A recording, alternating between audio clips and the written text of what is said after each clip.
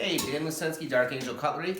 Thanks for tuning in. I've got a couple pieces I'm working on here in Hitachi Blue Core 2. I believe this is called, well, I don't even care to venture to try to pronounce it. It's a 16-layer Hitachi Blue Core 2 Sanmai steel or layered steel. It's great stuff. It was given to me by my wife as a Christmas gift a few years back, and I'm kind of holding on to it for something special, and something special's come. But I wanted to do a little video and talk about what exactly I'm doing right now at this moment. And obviously I'm drilling on the drill press, but I will show you. I'm working two blades out of this piece of steel, and this is a bit of knife making rather than blade smithing right now in the way that I'm machining these blades out. I'm not forging them out on an anvil with a hammer, which is my usual way of making knives. So today I've got like I mentioned, two pieces of steel here, and I'm drilling out holes in the handle for pins. I'm also drilling out some holes for my curves in the dimensions or the profile of the blade. And I wanted to talk about forming out the tang when you're machining out a tang. Normally, I would be over on my angle grinder here, and I would take my angle grinder and I would cut some hard angles to form out the tang, or to cut out the tang. You see I've got my big bowie here that I'm yet to put together, and you can see the tang comes down here, and there is the shelf above the tang where the guard would sit.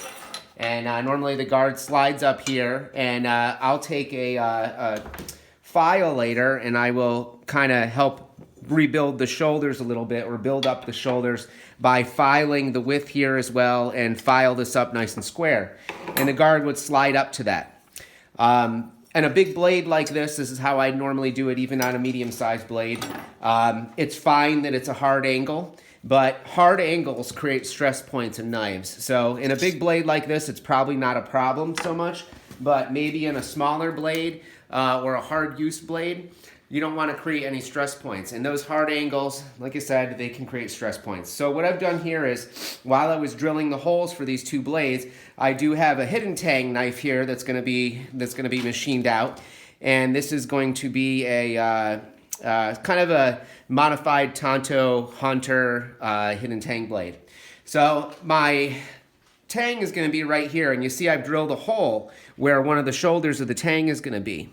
And let me illustrate exactly what I'm talking about. So my traditional type, or my standard type of tang, is squared up like this, and this, as I mentioned, can create a stress fracture. Not a very common thing, especially in good steel, and I'm sure not a common thing in a 16-layer Hitachi Blue Core steel, because that's very good steel. But I'm doing this different just because. And with my knife making, I always like to do things different, and you'll never see one of my knives the same. Well, very rarely. So this, because we're taking our Hitachi Blue Core 2, and we drew out where we wanted our tang, and instead of cutting this with the angle grinder like I said I usually do, I drilled, and you can see that here on this. It's been drilled out. So the reason for this is to avoid a hard angle, which can create a stress fracture. Instead, it's an arc, and we all know that arcs have strengthening properties. They're used in bridges, they're used in steel manufacturing and design of drawing all the time. So that's what I wanted to show you, just a little thing that I'm doing different today. I can still create the shoulders on this tang and give the steel a lot more strength. So there you have it, Hitachi Blue Core 2, be a nice little hunter. I'm on my way to wrapping that up, and on my way to wrapping up a big giant bowie out of 80 CRV2 and a few other little things. So many projects and very little time. Thanks for tuning in. Be safe, take care, and love each other.